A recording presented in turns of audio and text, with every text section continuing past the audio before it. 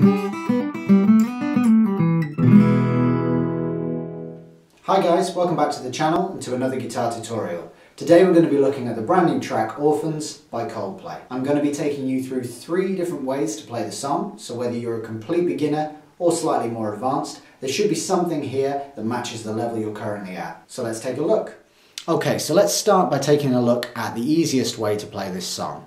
We're going to be using 2 chords in standard tuning, an A major and a D major.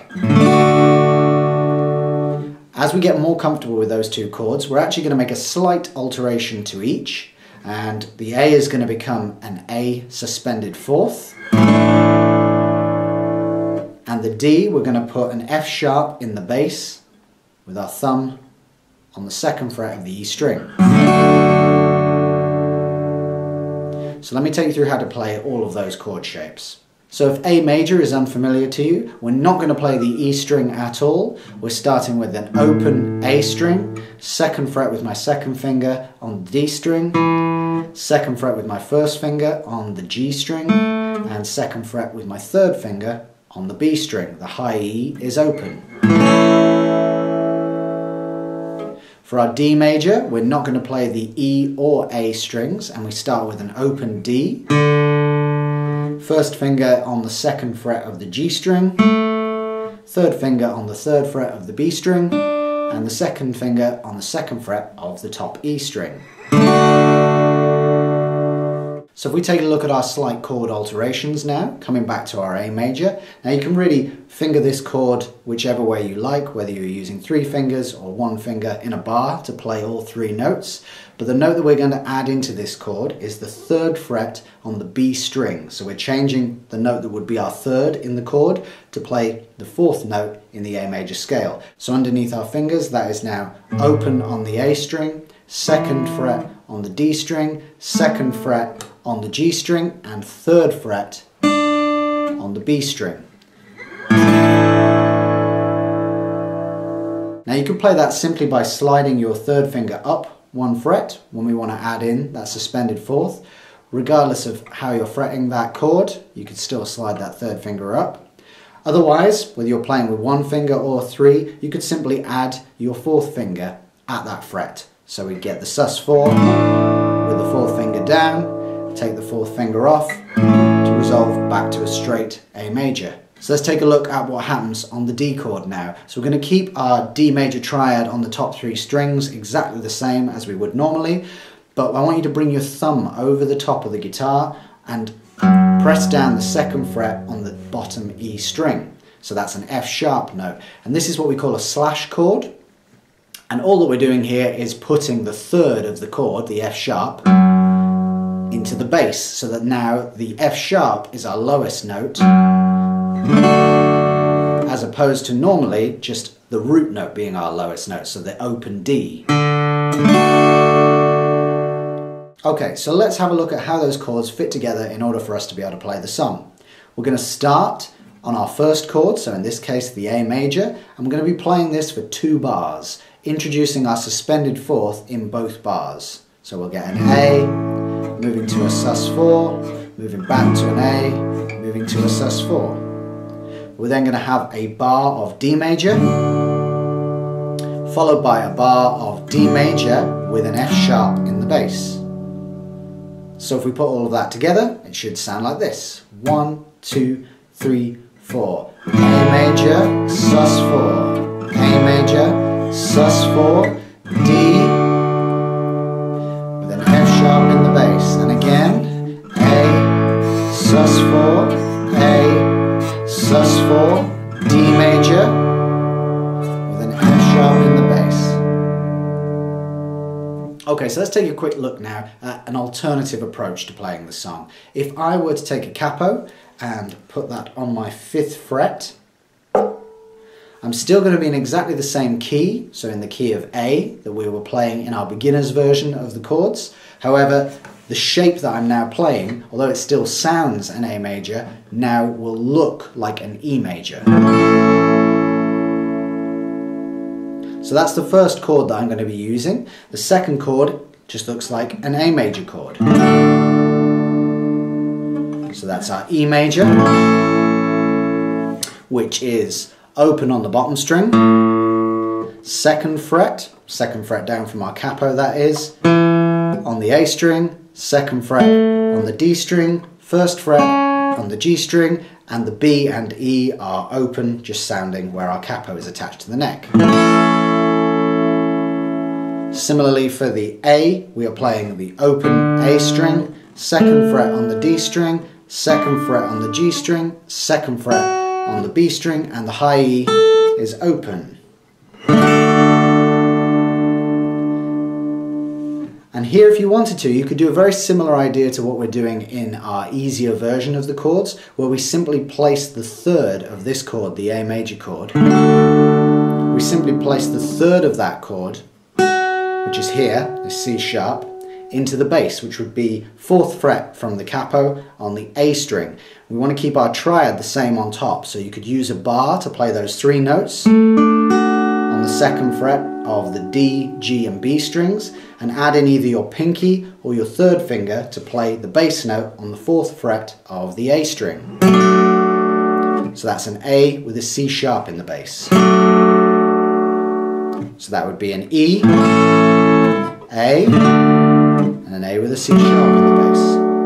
However, we could also introduce at this stage a 3rd chord to make this slightly more difficult than our easier version. So we're going to keep our E exactly the same, our A exactly the same, but instead of simply introducing this note in the bass, I want you to take your first finger to that 4th fret and bar across all 5 strings from the A downwards.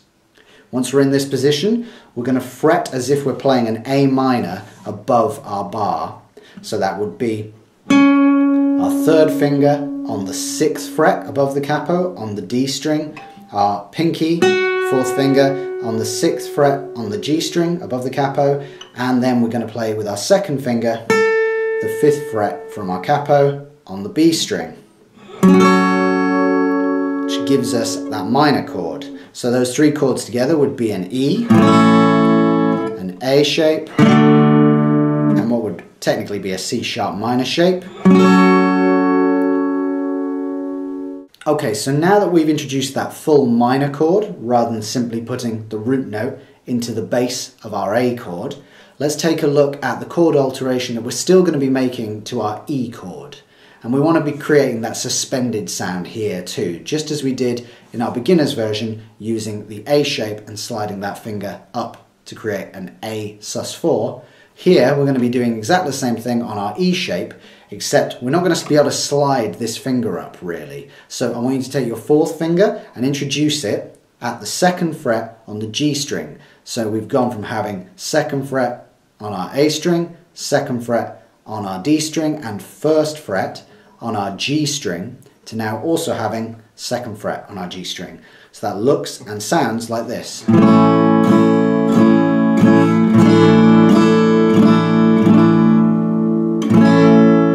Okay, so let's take a look at how those chords fit together within the context of the song. So just as before, we're going to start with 2 bars of our first chord, so in this case the E shape, and we're going to be introducing that suspended 4th in each one of those bars.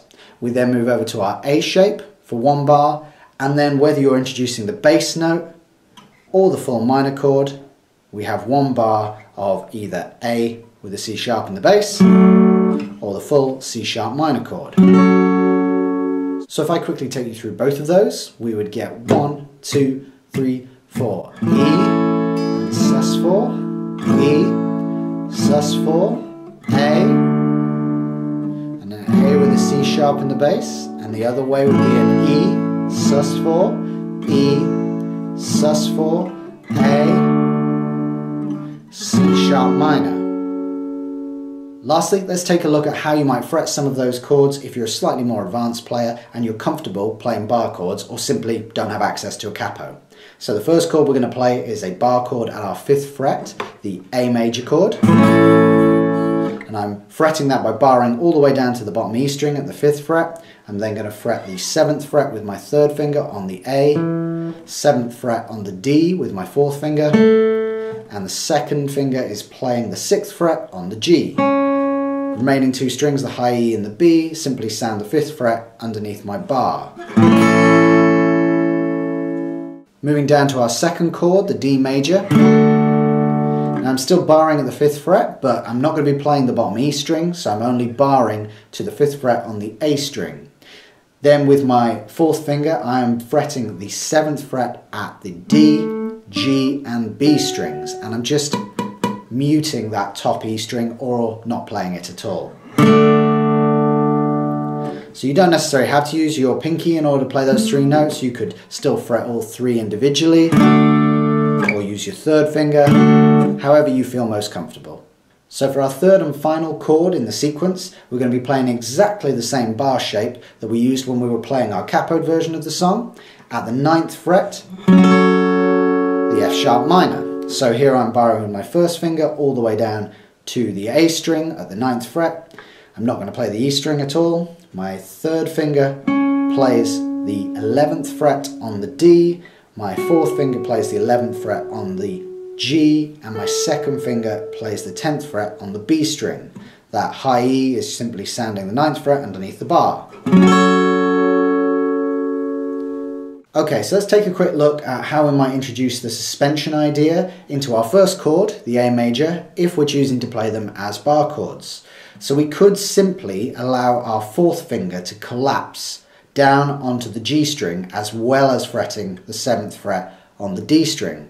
So that would now give us our bar down to the 5th string, our 3rd finger on the 7th fret of the A string, our 4th finger playing the 7th fret on the D string and collapsing onto the 7th fret of the G string.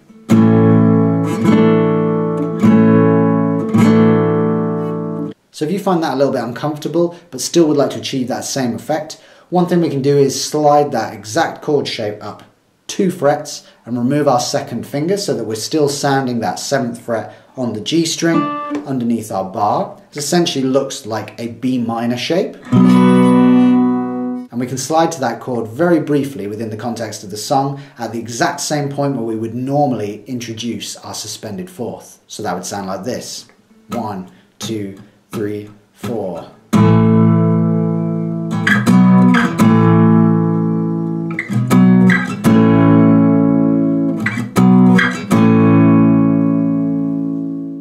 Okay, so let's put all of those bar chords together and see how they sound within the context of the song. So 1, 2, 3, 4 and A, 2, sliding up, and again to the D and the F sharp. Back to the A, sliding up, and again to the D, to the F sharp minor. Okay, so let's take a quick look at how all of those chords fit together within the structure of the song.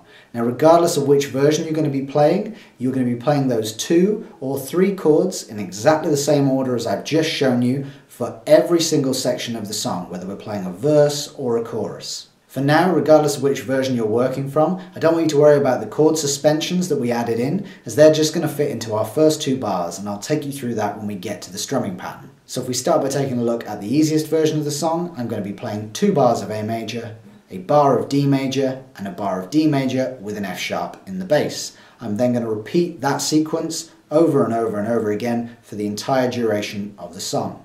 So playing those chords in this position, it should sound like this. 1, 2, 3, 4, A major, 2, 3, 4, A major, 2, 3, 4, D major, 3, 4, and the F sharp in the bass. And again, A major, A major, D major, with an F sharp in the bass. Okay, so let's take a look at how those chords fit together in our capoed version of the song. Exactly the same principle. I'm going to have 2 bars of my first chord, which is the E in this instance, a bar of my A chord, and then a bar of either my A chord with a C sharp in the bass, or my full C sharp minor chord. Now I'll play through both as we go through the sequence. So that should sound like this. 1, 2, 3, 4. E, 2, 3, 4. E, 2, 3, 4.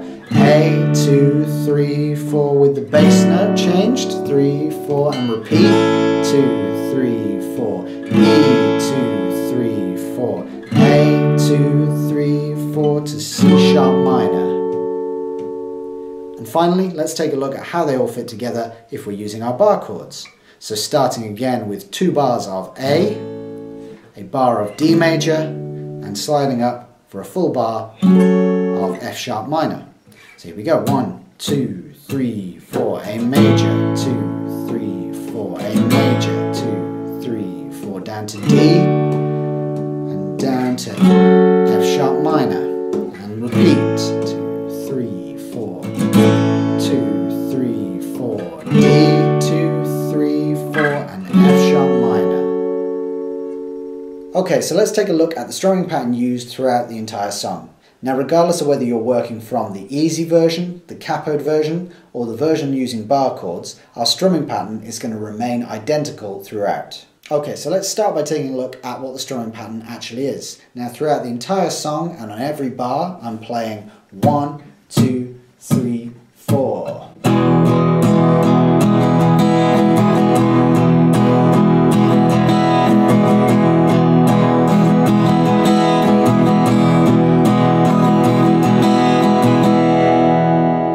So if we break that down into more detail, to keep things relatively simple, I want you to think about this strumming pattern as lasting 2 bars. So my first bar is simply down, down, down, down, or 1, 2, 3, 4.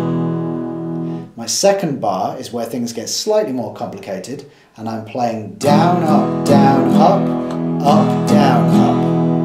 Or we could count that as 1 and 2 and 3 and 4 and. So if I put those 2 bars together, we get 1, 2, 3, 4. 1 and 2 and 3 and 4 and. And again, 1, 2, 3, 4. 1 and 2 and 3 and 4 and. So even though we've conceptualized that as 2 full bars, really that only counts for 1 measure of our strumming pattern. So for every bar, regardless of which version you're working from, we would play that entire strumming pattern. You'll see much more clearly what I mean when I take you through a full playthrough at the end of the video. Okay, and finally, let's take a look at how our suspended chords fit into that strumming pattern.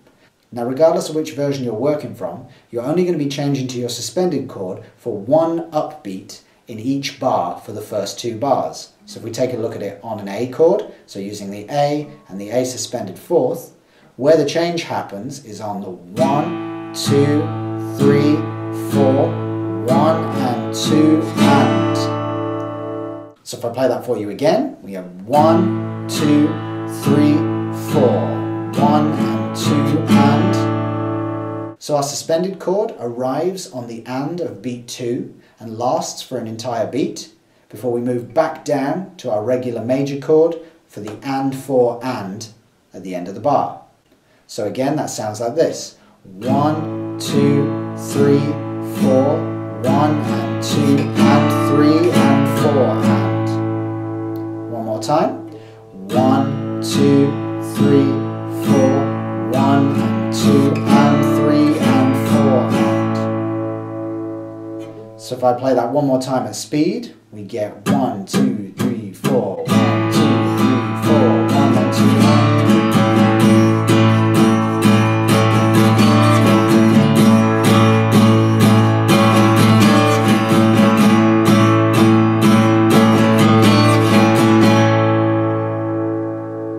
That movement is exactly the same whether we're playing our first, second or third versions of the song. So with our capo at the 5th fret and using an E major chord, it sounds like this.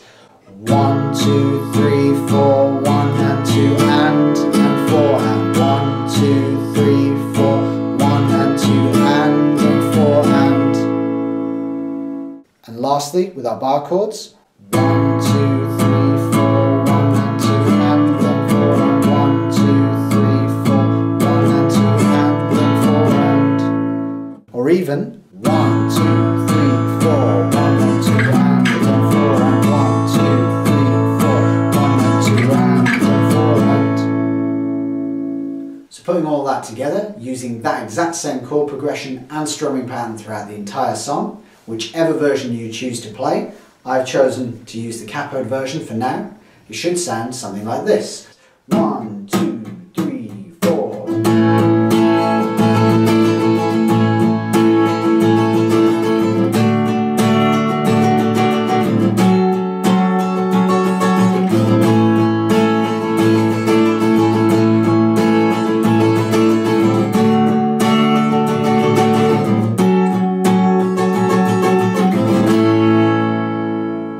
Thank you for watching. That's the end of this video. If you'd like to see more, please subscribe to the channel and give this video a like if you enjoyed it or found any of it useful. You might also like to check out some of these videos and let me know in the comments section below what you'd like to learn next. Until then, I'll see you there.